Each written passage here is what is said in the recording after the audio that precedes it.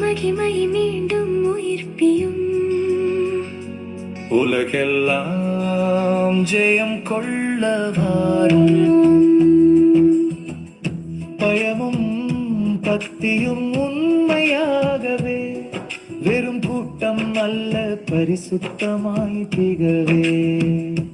நாதா நிரப்பும் உமது தரிசனம் பற்ற உமது சத்தியத்தை உதடுகள் யாவும் உரைக்க.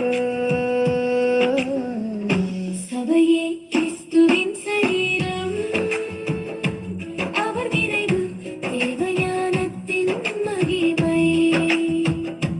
சபையே கிறிஸ்துவின் சரீரம், அவர் நிறைவு தேவஞானத்தின் மகிமை.